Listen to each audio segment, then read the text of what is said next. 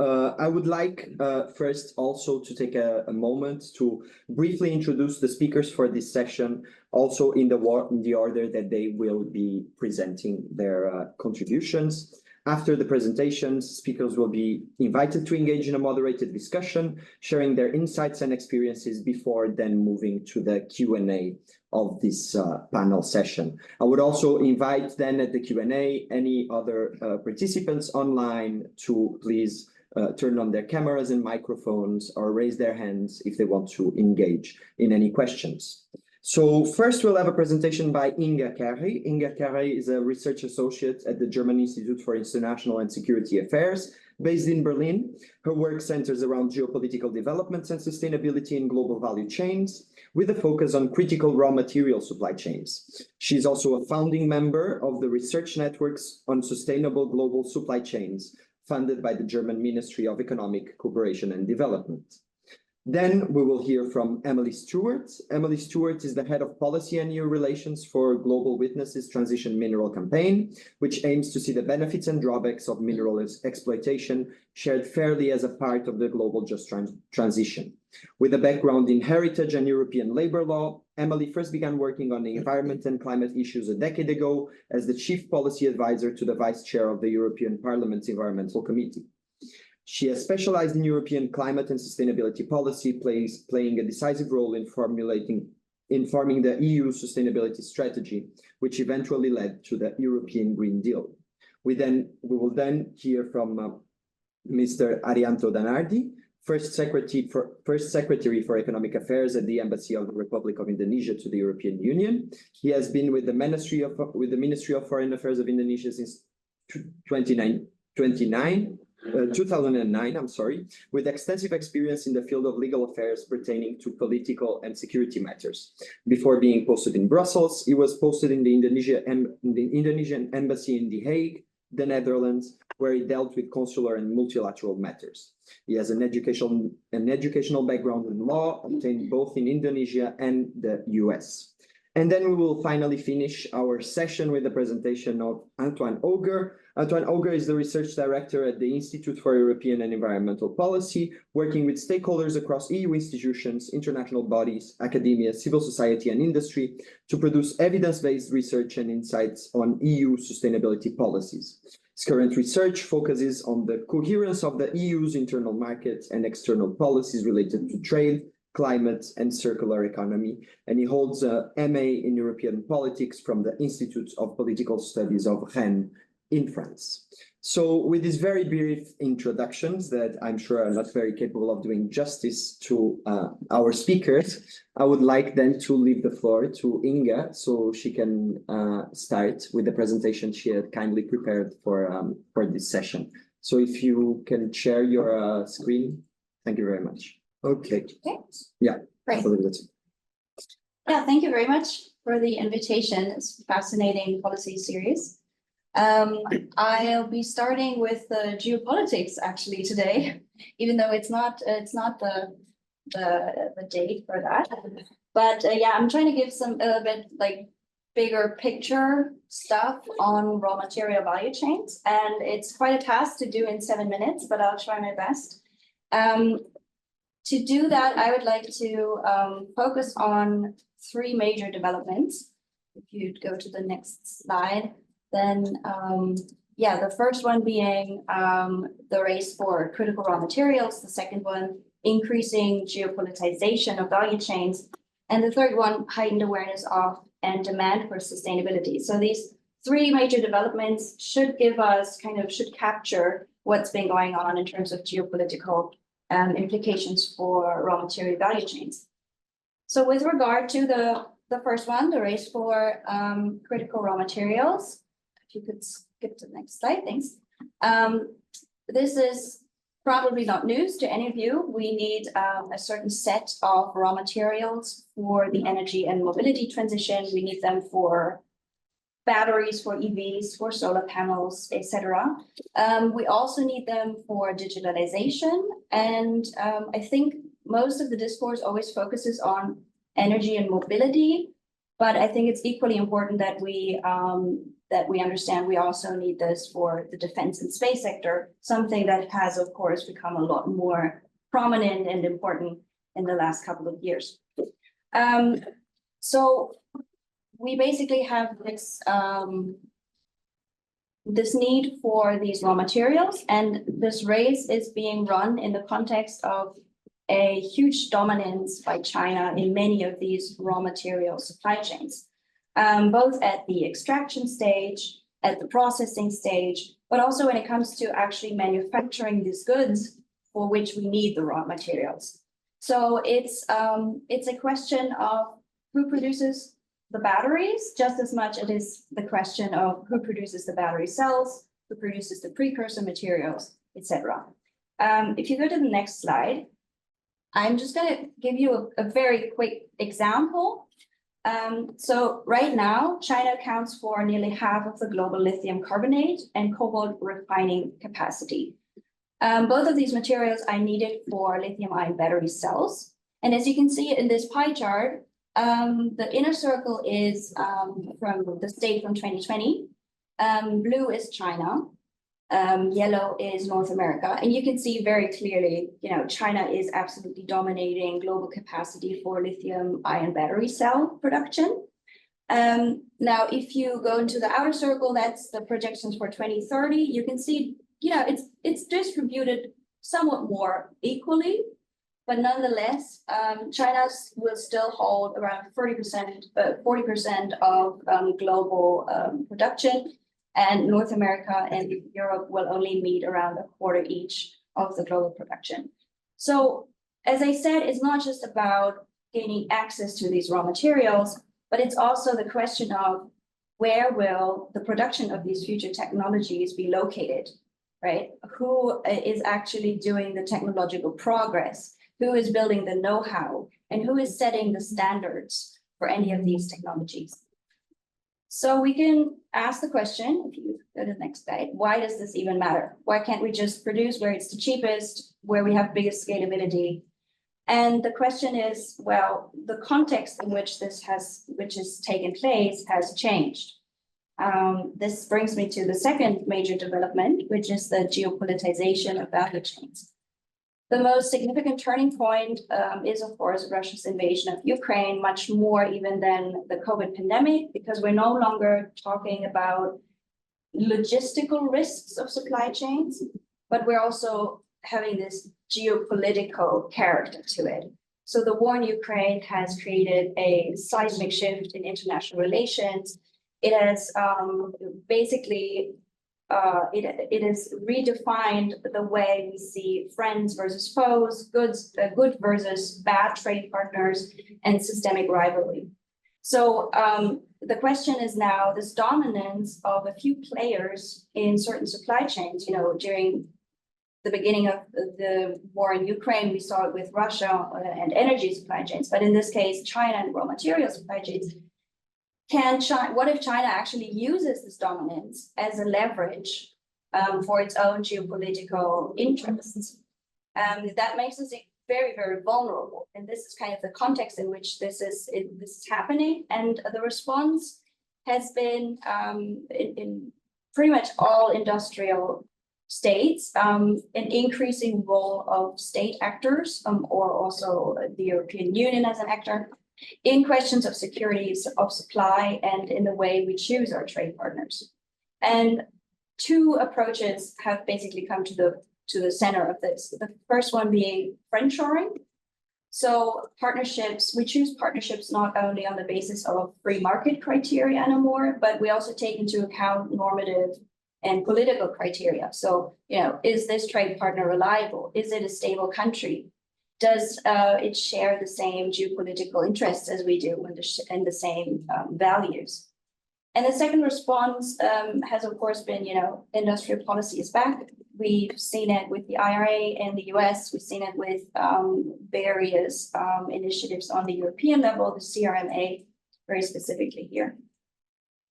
And what we can see, if we look at some numbers, we can see in these industrial policy programs have had a significant impact on the industry, on manufacturing. This is just an example for, again, lithium ion cell production. You can see very clearly the yellow line is for US capacity. Ever since the IRA was announced, there's been a 60% growth in production capacity in the US.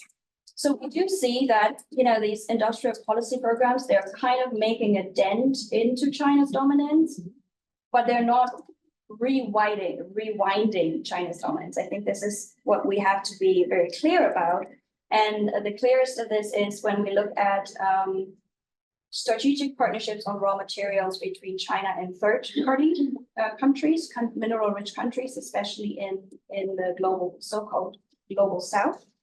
So in the past 2 years, China has made one deal after another with mineral-rich countries. It has, it's kind of logical because it's had pretty much like a 20-year head start in developing these supply chains. It has vast knowledge of the landscape. It has established relationships, and it has also the ability to very often offer much better financial incentives.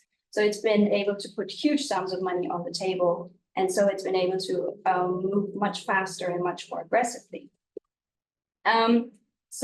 But another thing that I think we have to think about when we talk about partnerships with mineral-rich countries is that we tend to look at this whole situation and also at these partnerships from our own geopolitical lens of this systemic rivalry and everything that's been going on. And I think what we need to be aware of that these mineral-rich countries don't necessarily share this geopolitical lens. They don't necessarily have an interest in subscribing to this one side or another, subscribing to this systemic rivalry. And they definitely don't always have an interest in decoupling from China.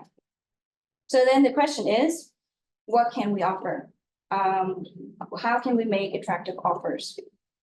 And our answer has pretty much, or one part of the answer has pretty much been, okay, rather than seeing high sustainability standards, high ESG standards as a disadvantage in terms of competitiveness, why not turn it into a selling point for these countries? So let's use high ESG standards to our advantage. We can't offer the same amount of money as China does, but what we can do is we can offer a more responsible, a more sustainable form of cooperation. Mining is never sustainable. That's something that I really want to stress, but more sustainable form of cooperation that also speaks to the interests of these countries. And sustainability in this sense is seen both in this traditional way of ecological stability as sustainability, labor rights, indigenous rights, etc. But it's also very importantly seen in terms of sustainable economic development.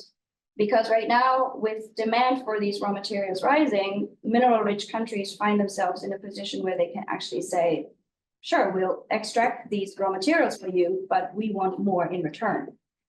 We don't want to be just the supplier of these raw materials while the local, while the value is added somewhere along the value chain, and we still bear the brunt of the ecological and social costs. So they are demanding a bigger slice of the pie. They want local value addition, technology transfer, higher rents. And I think what we also have to understand is that even though China has been able to make very good deals with these countries, they also have an interest in diversifying their trade partners. They don't want to be just dependent on China as their biggest trade partner.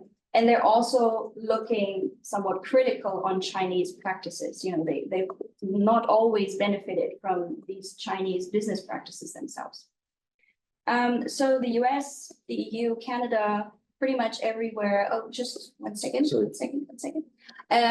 Pretty much every country that's part of this, the Mineral Security Partnership, they've committed to operate on high ESG standards and cater to the needs and demands of mineral-rich countries.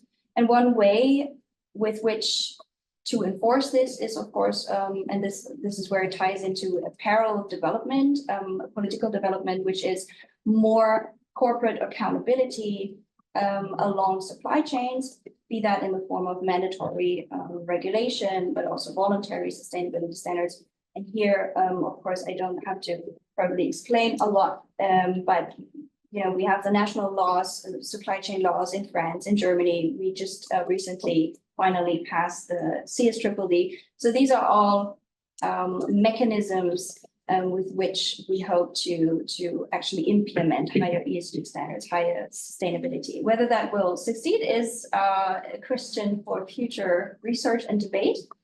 But that's basically where we stand today. And I'd like to just wrap this up with some takeaways and some questions for future research. The first one being, I think with everything that's happening right now, it's pretty safe to say geopolitics is here to stay.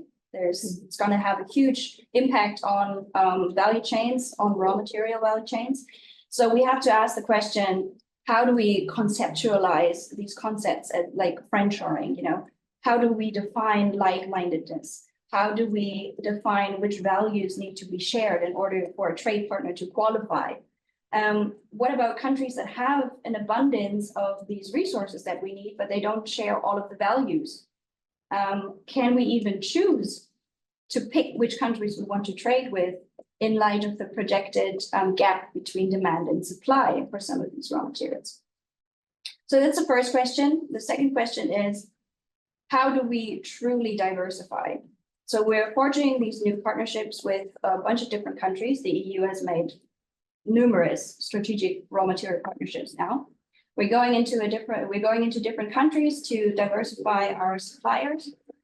But in many of these countries, the companies that are operating in the mining sector are actually Chinese companies. So then in the end, do we really diversify just because we're going into more countries, but then we're being supplied by the same companies in the end?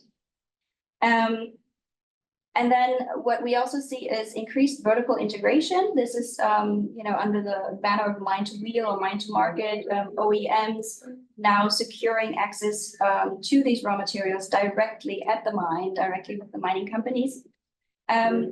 This serves to shorten supply chains. It probably also creates more traceability. The question is then, can it be used to actually implement higher ESG standards? For example, by OEMs putting pressure on their suppliers to comply with, for example, the IRMA standard. So this will be something to observe in the future. And then the last thing is, of course, can we make sustainability a competitive advantage? Does mandatory supply chain regulation improve sustainability and corporate accountability in supply chains?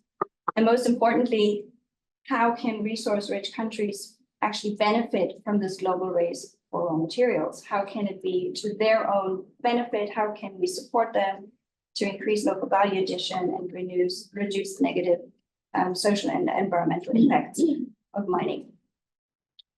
Yeah, so this is like a hopefully brief and understandable overview, and look forward to the discussion. Thank you so much, Inge. Indeed, it was, I think, a wonderful introduction for this session.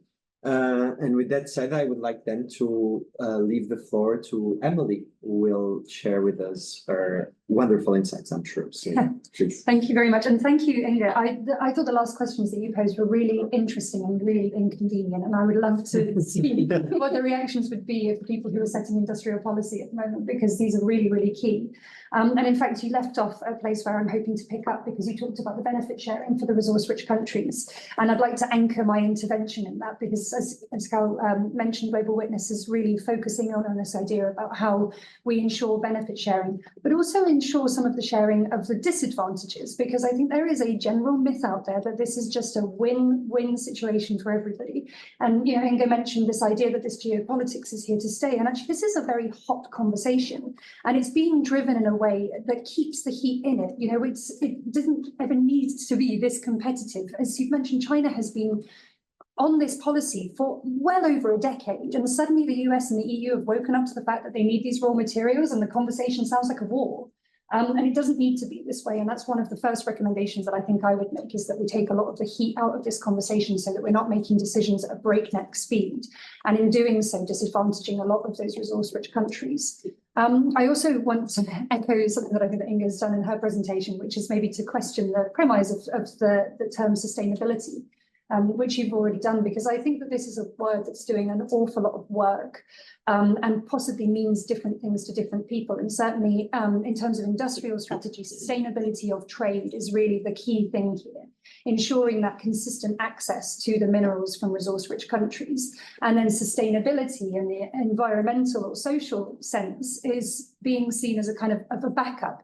And yes, in industrial circles and having these discussions with people who are making decisions around industrial policy, trying to find ways as civil society to frame sustainability as something that we can be presenting resource-rich countries with as a plus point, rather than it just being part of our values, and something that is built into the European treaties. In the functioning of the treaties of the European Union, we have promised to have policy coherence, and this is something that we miss out on time and time again, especially when we're making decisions in such fast-paced environments as how decisions are being made at the moment around critical raw materials. I think for us in Global Witness, we've seen a really good example recently of where sustainability of supply chain and sustainability of extraction are not going hand in hand. And that's with an ongoing investigation that we have in Myanmar. Now, most of the world's heavy rare earth materials are coming from Myanmar at the moment. There is a vanishingly small chance that any of the permanent magnets that are in electric vehicles do not have these minerals from Myanmar in them. So pretty much every vehicle being placed on the road today has got heavy rare earth elements from Myanmar in it. So the supply is reasonably secure. We know that that is happening. Most of these companies are basing their forecasts for their future growth on having a secure supply from Myanmar of heavy rare earth minerals. But is it secure in the country? No. And is it sustainable for the country? No. We've had an investigation that's basically been ongoing for the last 4 years, and in line with the growth projections for the needs for these minerals, what we have seen is just vast swathes of Myanmar being reduced to acidic pools, essentially, and really quite devastating effects for human health. So I wanted to highlight that first, and I also wanted to highlight this idea of sustainability. I think we know that the IEA, for example, is projecting that our growth for demand for these minerals is going to increase fourfold by 2050. We've also seen various scientists coming forward and giving a few different figures, but they all kind of hang around the 60% mark of minerals that we need being under fragile ecosystems. So once again, we need to ask the question of sustainability of supply trumps sustainability of planetary boundaries. Because if we dig up all of these materials in order to meet these demands that we have, we could end up exceeding planetary boundaries in the 1.5 degrees anyway, because we're digging up old growth forests, we're digging up peat in the case of Ireland, we're basically digging up a lot of carbon storage potentially, and not finding ways of replacing that. So I want to put that right front and centre of the discussion before now heading back to the European Critical Raw Materials Act that I want to focus in on. And I think it's really interesting that you've framed this discussion around unilateral decision making. Because I think if you spoke to anybody who's been making decisions on the CRMA in Europe, they wouldn't see it as a unilateral measure. But 50% of the main targets are only unilaterally achievable. So the recycling targets and the domestic mining, Europe can do that without having to consult any partners. Processing, 40%. It's a wild amount to go from virtually no processing taking place in Europe. And who are we going to ask to take this processing from? Well, it's China, obviously, and that relates to the second aim, which is that we should be sourcing no more than 65% of our critical raw materials from one country. That's China. And so we need to backcast an awful lot of work that China has done in dominating all of these areas.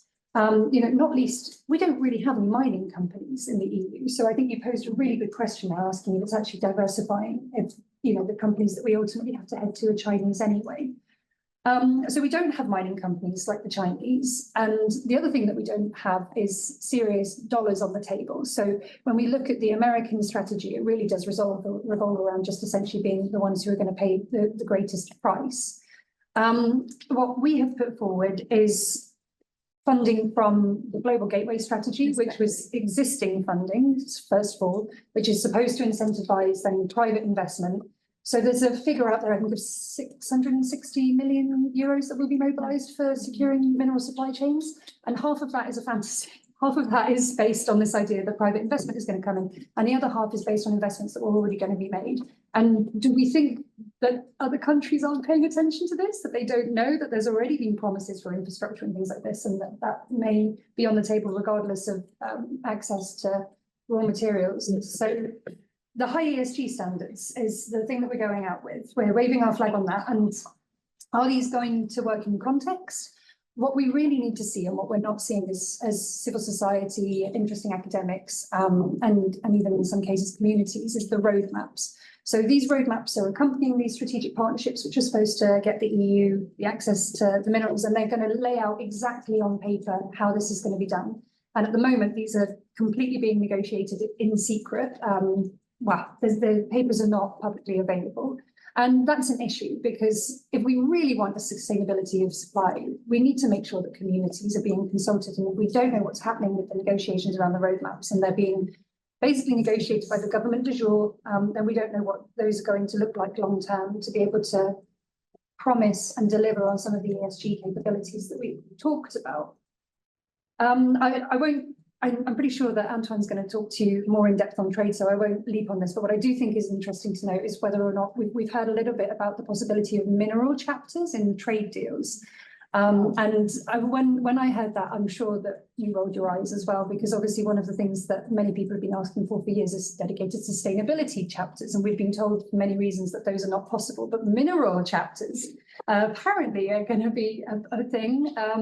So, perhaps we can slip some of the sustainability measures that we would have liked to see in the chapters in those in the future. And also talking about how this is going to work in practice. In the briefing for this session, we talked about existing pieces of legislation that have already come along. I think if we look at those existing pieces of legislation, we don't necessarily have a huge reason to be optimistic about the future of how sustainability and ESG is going to be performed in the context of critical raw materials. What we do have on the table is the conflict minerals regulation, which has been in place for a few years and is sort of the ground zero for supply chain due diligence in the EU.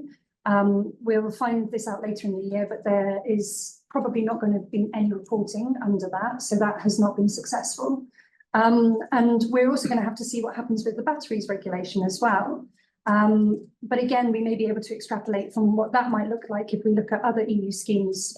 The first thing that comes to mind for me is beef for import into the EU market from Brazil, where essentially what Brazil has done is ring-fenced beef production for the EU so that it meets our standards, and that goes to the EU, and the rest is still deforestation prone, let's say. So let's see if the batteries regulation does create a sea change in the overall market for these minerals, or whether or not we end up with sort of ring-fenced batteries production specifically for the EU. Lastly, I do want to talk a little bit more about what other countries are doing, because Global Witness has a specific focus on China. Now, I know that ESG is probably not what jumps to mind for most people when they think about China, but I think it is really important to recognise that there are quite a lot of moves being made in China. We are not the only ones who are thinking about how ESG affects the relationships and the thought process and decision-making of resource-rich countries. And in fact, ESG has been nominally built into the plans of the Belt and Road Initiative, which is China's equivalent of the Global Gateway, existed before the Global Gateway. And it's been built in there for a long time, but China is cognizant of what the rest of the world thinks. And they are aware of that, and they are looking to make sure that people believe that they do have ESG ambitions. And quite recently, Global Witness has been involved in a government-backed scheme, something called the CCCMC. So it's an offshoot of the Chinese government, but it's a scheme to set up a grievance mechanism for communities who have issues with Chinese mining companies. And it's modelled along the OECD best due diligence guidelines. So this is something the Chinese government is working on, is interested in, and is hoping to be able to kind of match the ESG ambitions of geographies like the EU. So we shouldn't think that we have a monopoly on that. And we also shouldn't forget as well that one of the things that China has relied on greatly is this idea of South-South cooperation, which we also don't have, because we have got a track record of fairly egregious colonialistic practices in many of these geographies that we now want to go back to and say, hey, guys, there's something else we need. Do you remember last time? And China doesn't have that emotional baggage. And so we really need to be thinking as the EU way beyond the idea of just our ESG offer. It can't just be a kind of a carrot to sweeten the deal. It needs to be really genuine, and it also needs to be targeted, not just, as I say, at the government du jour, but at the communities who will be living long term in and around the sites which we're hoping to exploit. But we also need to, and this is where I think we can build the most credibility in the global market, be able to inform communities and take no for an answer if no is the answer. Because that's the only real way of building up credibility on that market, is if the community says, for us, this is not sustainable, this will not result in a livable area for us and future generations.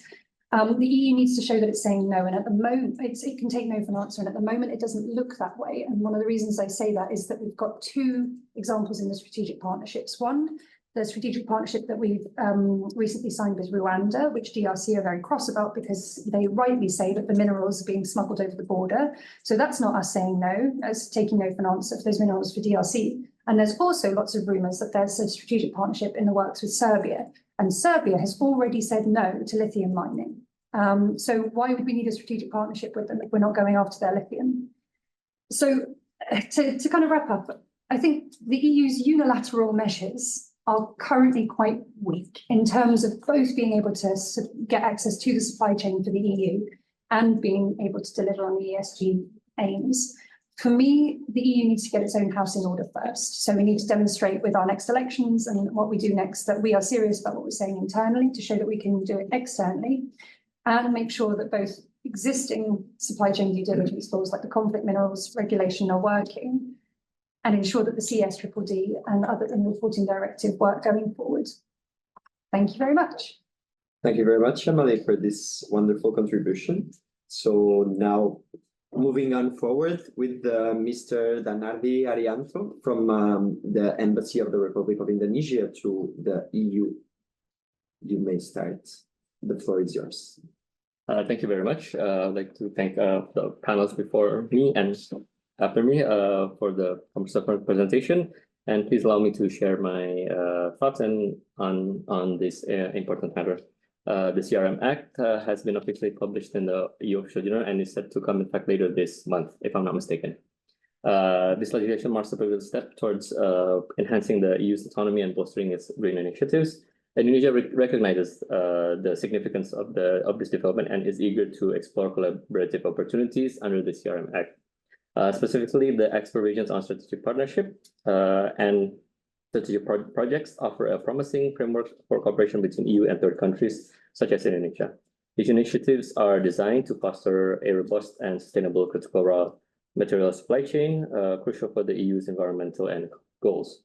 While we have decided not to join this current time, at this current time, we are fully cognizant that the EU's proactive efforts to secure its critical raw minerals and material supplies through international collaboration, the EU's engagement extend to initiatives such as the CRM Club and a Mineral Security Partnership, which facilitate cooperation with various countries to ensure stable and sustainable supply chain. These alliances are designed to strengthen global raw material security by promoting shared standards and practices. This approach not only enhances material availability, but also supports broader goal of environmental sustainability and economic resilience. We continue to monitor these developments closely, recognizing the potential future opportunities for collaboration and mutual benefit. The launch, for example, the launch of the MSP last month is a significant step forward toward ensuring a stable and sustainable supply of minerals. Critical for clean energy and technologies, the MSP recognizes the importance of collaborative efforts to build robust and responsible mineral supply chains, especially as steam is projected to expand significantly in the coming decades. However, it is crucial to ensure that minerals are not used as political tools. I think this has been mentioned by previous speakers, and that each country's sovereign rights over natural resources in its territory are respected. Minerals development and utilization must align with various national policies, particularly those concerning mining and economy. Indonesia shares the goal of advancing sustainable economic growth. Our government has set strategies focusing on the green economy, digitalization, and small medium enterprises, and also strengthening downstream industries. We believe that downstream streaming raw materials into value-added products, such as converting raw nickel into electric car batteries, will stimulate sustainable economic growth. Indonesia's move towards downstreaming is not only aimed in increasing the contribution of the mining sector to its economy, but also at cutting down carbon emissions. By developing downstream industries, Indonesia seeks to create more jobs, generate new business opportunities, and increase export capabilities. As an example, prior to implementing our nickel downstreaming policy, our export totaled approximately $4 billion in 2017. But following the introduction of this policy, we observed a significant increase, with revenue soaring by 745% to approximately 33.8 billion in 2022. Additionally, the downstreaming industry has created employment opportunities for 7,484 workers. This expansion not only helps to reduce economic disparities, but also enhances our fiscal strength through increased tax revenues generated from the nickel sector. Indonesia encourages the use of the latest science and technology to manage its national resources and promote cooperation with and investment from other countries to establish processing industries within its borders. Our country is also open to advancing research for producing finished goods for export, and is facilitating investors interested in entering the downstream industry, including green energy projects to ensure energy security and accelerate energy transition. To conclude, Indonesia welcomes investment from EU members in its mineral downstream industries, seeing this as a mutual benefit for both parties. We should leave economic practices, which was earlier mentioned by Emily, that are in the form of extractive colonialism, and have a mutually beneficial cooperation. I think that's the views of Indonesia, and what my previous speakers have mentioned is quite important also to Indonesia and how to move forward. I think during the discussions later, I can provide some examples why China is quite not important. I don't want to say important, but why China is now one of the main partners of Indonesia in the minerals industry. I think one of the things that I will mention by my previous speakers is that China has a long history in South country, southern the global South, so-called global South, and especially in Indonesia, and they are very well informed of the landscape of the people and how we do business. So I think that's an important factor. I think that also that the EU could, besides the ESG, offer other incentives to countries like Indonesia, so that we can build a mutually beneficial partnership. As mentioned also before, it is important for Indonesia to also diversify its trading partner. We understand that I think most of our extractive industries is owned by at least Asian investors. There are not many European ones. We at the embassy are trying to push for more involvement from the European side. We understand that besides having the technology, you also have a good knowledge of how to manage the environment and make it sustainable. However, it should not be. It should be as an equal footing partnership rather than one party telling the other party what to do. I think that's it from me at this moment. Maybe we can talk more about it in the discussion. Thank you. Thank you very much. And so as we will now move into our last contribution for this day before opening up the session for a broader debate. So Antoine, please, the floor is yours. Thank you very much. And thank you to my previous speakers, although they didn't make it easy for me. How can I say something that hasn't been said before?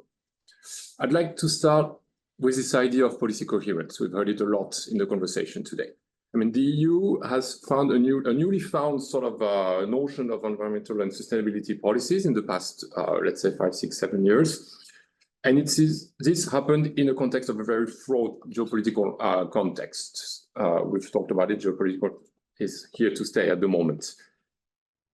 It went on the idea that when we look at CRMs, the EU has different leverage at its disposal. We could look at the multilateral trading system with the WTO, but geopolitics makes it extremely hard at the moment. We can look at it from a bilateral perspective. And yes, I could go on and on the chapters of the latest EU FTAs, especially looking at minerals with Chile, or when looking even at friend-shoring notions with Australia, who didn't work so well. So this is also a complicated topic at the moment, and it's not working super well, arguably, for the EU at the moment. So what's left? Unilateral/autonomous measures, depending on which side you're standing on. And when it looks to CRMs, we have a few of these to demonstrate of these past years. Again, we have the ECRMA, obviously, we have the battery regulation, it's been mentioned. We have all of these ESG-related policies, and we know with the CSDDD, that's very good news, and that we see progress being done on this matter. I would also like to mention the waste shipment, and especially, for instance, as it relates to e-waste, because this has close link to the kind of external impact that EU policies can have, and the way we manage our waste is, I think, also part of the picture. Eventually, policy coherence between different levels and among these different autonomous policies, this is all geared toward one aspect. We want to make the demand and the supplies meet in a net zero world for the EU. That's the end game. That's what we want to do at the end of the day. At the moment, there is a lot of pressure because we're late. There's a lot of pressure to favor volumes at almost any expense, at almost any cost. So we're going with regulations such as the battery regulation or the CRMA. In terms of tools, they focus on the notion of targets. We put these targets in place, but we have limited actually prescription. We're not very prescriptive as to how to reach these targets. It's like, that's the bit of at any cost sort of notion. Like, please reach these targets. That's how we get our strategic autonomy, no matter the cost. It's a bit of sort of the issue in the FTAs. The free trade agreements are based on volumes and values of trade rather than sustainability requirements. It's something that we've been trying to address for a while. So now meeting this supply and demand again is geared toward ensuring sufficient volumes and values for the EU.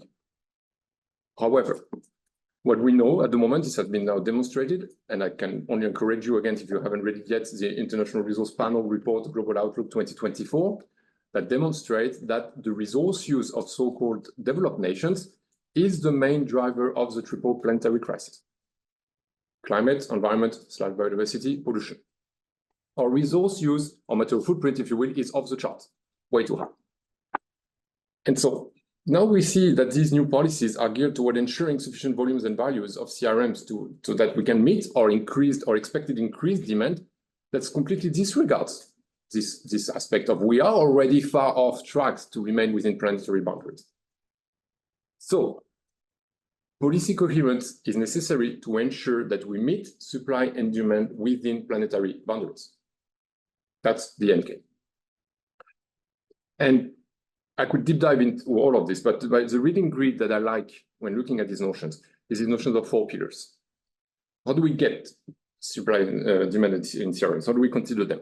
We have extraction, domestic extraction. We have external supply, so external extraction. We have circularity notions, and we have sufficiency aspects. We will not meet our supply and demand in a net zero world without tackling these 4 pillars. We cannot just avoid one of those. We need the 4 of them. So, because yes, we're not going to if we meet our demand without no sufficiency or no regards to planetary boundaries, we will explode completely our climate and environmental targets and so on. That's not going to work. If we go with full sufficiency, with full mining, etc., that's not going to work either. We're not equipped yet to do that. So, and this, I like this because it allows us to deep dive into the tools that we have at our disposal within these 4 pillars. Domestic extractions, yes, we talk about sustainable mining standards. Yes, we need to regulate on the matter. Yes, we need to make sure that this can become a comparative advantage for EU industries to actually make it fit for purpose while making it economically viable for these actors. Yes. external extraction, so external supply, let's say, but extraction in third countries, massive impact of our increased demand for the extracted countries, massive. Indonesia being one of them, but not only.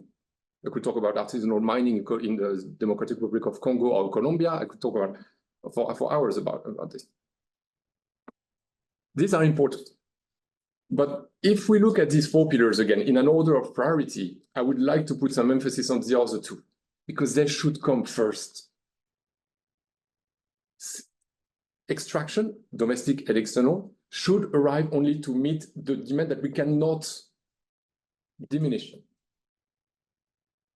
And how do we address a demand so how do we get to a demand, a level of demand that is manageable with domestic and external extractions, is with sufficiency and circularity. I could deep dive again in demand side mitigation measures. They are now part of the UNFCCC report. It's actually documented the kind of impact that they could have on climate, biodiversity, and pollution. So demand side mitigation measures, sufficiency measures, and so on, decreasing our resource use, our resource demand, and so on. But this is more of a political argument, so I'm not going to deep dive right now into it. But it is part of the answer, and arguably it's the first answer, because we make things easier if we lower our demand. The second aspect I really would like to address first is circularity, because we always talk about the circular economy, but it's such a wide topic that we don't really understand what's behind it and the capacities that it has. Again, the battery regulations, the CRMs, they have this sort of recycled content targets into it. But again, they're not very well equipped they're not prescriptive as to how we get to these objectives. So what are the tools at our disposal? Again, standards. We now have the EU Sustainable Product Initiative that's about to be that's been approved and now is going to be rolled out in the coming years with the delegated act. This is operating a bit under the radar, and whereas it will have massive impact on exporting countries again. We have the again sustainable mining and so on that we could talk about. So all of these. And we have the ESG standards, CSDDD, Germany, France, Netherlands, they're starting to get equipped on these topics, and they absolutely should be part of this answer. But when we talk about circularity, we have a problem to regulate because we have a problem of definition. What constitutes a circular good or a circular service is not well defined at the international level. Trade is fundamentally a tool. You need to have a product or a service that is recognized in order to be registered at the border. That's trade. We're not equipped yet to do that for circularity, on circularity principles. We have a problem with definition, we have a problem of recognition, we have a problem of monitoring. And that means that we lack the capacity to develop the sort of global secondary markets that would be needed to ensure sufficient trade flows, including in terms of volumes and values, while reducing drastically the sort of impact, environmental impact that it has. This I'm talking about in generalistic terms, but this is very much applicable to the CRM value chain. But not only, this is why I'm making it more of a general point. So, how can we work toward having the EU administrations, customs, first of them all, because they're understaffed, they're under budgeted, equipped enough, and how can we have the regulation that corresponds to make sure that we can recognize what constitutes circular goods and services, especially in the context of CRMs, and eventually to upscale our capacity to reuse, recycle, repurpose our CRM containing goods. That's along again with these other 3 pillars is for me absolutely fundamental if we eventually want to be able to meet our supply and demand in a net zero world.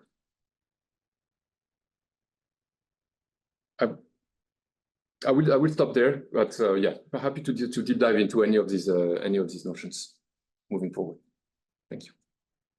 Thank you so much, Antoine. I think that this was a wonderful introduction. For the discussion that follows, we are a bit over the intended time schedule, so I believe we will just open the final half an hour of this panel, not only to engage in a moderated discussion between the speakers, which I obviously already invite you. You know, if you have any comments or any clarifications or that you want to ask from other speakers, from other participants, please feel free to do so. In the meanwhile, I would also invite the audience, both here present in the room, but also online, if they want to start formulating, a few questions for our participants, you are more than welcome to to do so, we will now start this part of the session, which is a moderated discussion. So I will thus just stop the recording for the moment. Thank you very much.